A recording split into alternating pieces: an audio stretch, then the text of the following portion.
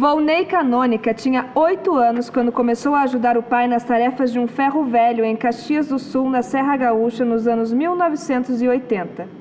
Todas as tardes, depois de sair da escola, segurava um grande saco que servia para separar metal, vidro, alumínio e papelão para a revenda. Logo, começou a perceber que entre o material reciclável recebido para ser classificado havia muitas revistas, gibis e livros. De imediato, pediu permissão para pegar alguns exemplares. Mas papel era algo que pesava muito e que rendia um dinheirinho a mais. A resposta que recebeu na ocasião foi para que não tirasse nada de dentro das sacolas. O peso físico das pilhas de sacolas de papel, no entanto, não soterrou a curiosidade do menino. Ele passou a arquitetar um plano para driblar a proibição.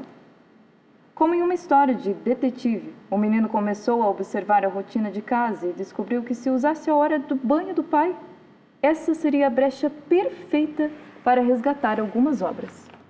Eu morava em uma casa de madeira, aquelas em que qualquer mínimo movimento faz um barulhão. Eu precisava sair na ponta do pé e ser muito rápido. Entrava no barracão e roubava livros. Em várias vezes fui pego. Mas foi assim que consegui formar uma pequena biblioteca no meu quarto. E ter o primeiro contato com a leitura, contou o autor. Essa passagem da infância marcaria para sempre a vida de Canônica. Reduzir a dificuldade de acesso aos livros no Brasil se tornou uma missão de vida para ele.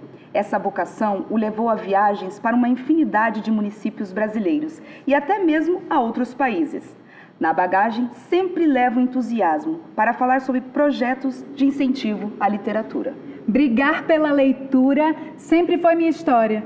É por isso que eu dedico a minha vida, batalho, brigo por políticas públicas para que todos tenham acesso à educação, aos livros, da forma que eu tive. Quero que as pessoas tenham acesso de forma justa, equânime, não tendo que roubar um livro para ler.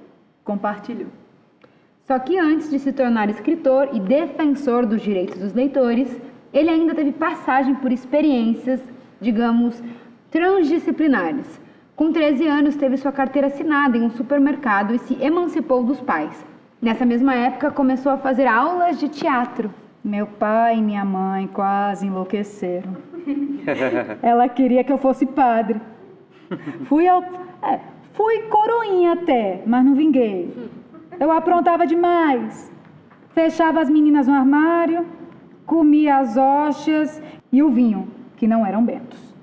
Mas eu acho que as várias experiências que tive me ajudam hoje a trazer essas vivências para a ficção. Observou. O tempo ia passando e Canônica também se tornou um prodígio do mundo business. Teve uma carreira de carteira assinada, meteórica no supermercado e já aos 15 anos se tornou gerente do local. Pulou do varejo para o comércio exterior, indo trabalhar no escritório de importação e exportação. Na sequência, arrumou trabalho em uma farmácia e teve passagem ainda por um escritório de contabilidade. Mas não tinha jeito. De alguma forma, algo sempre o puxava para o universo da ficção. No fim de semana, eu trabalhava numa locadora de vídeo. O cinema era presente e eu já estava fazendo teatro porque já conseguia pagar as aulas. Participei de grupos, estava dirigindo de forma amadora, mas sempre em contato com a dramaturgia, recordou.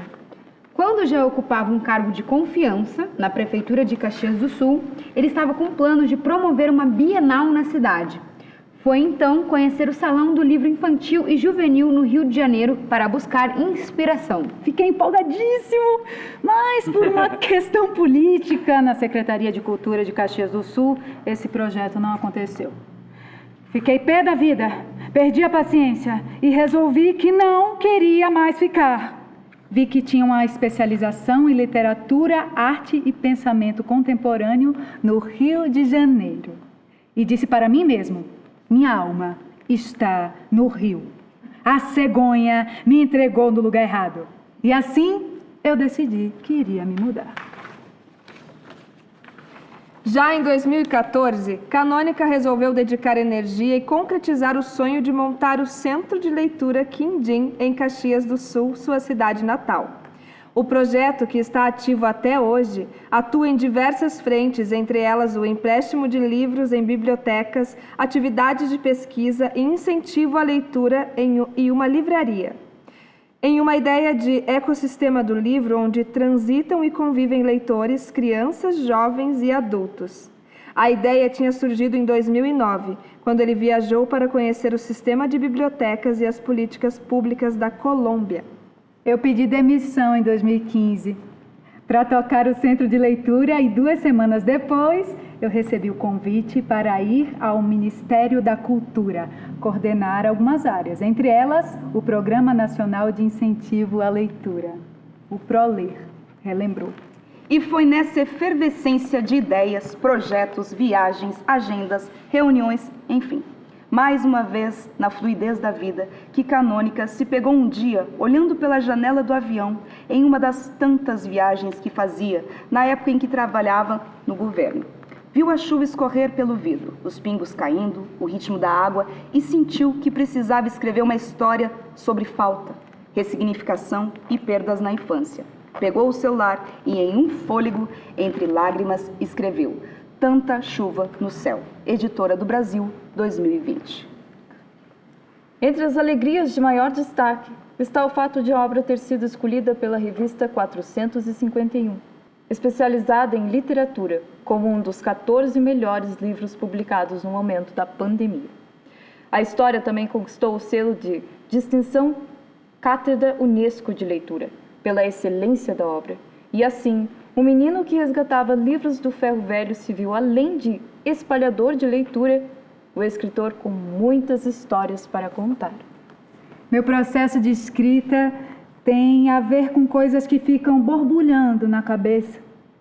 No papel, eu coloco de uma maneira mais pronta, trabalhando internamente. Quando eu sento, escrevo de uma só vez. Contou o autor, que já trabalha em outras histórias e que vão virar livros em breve.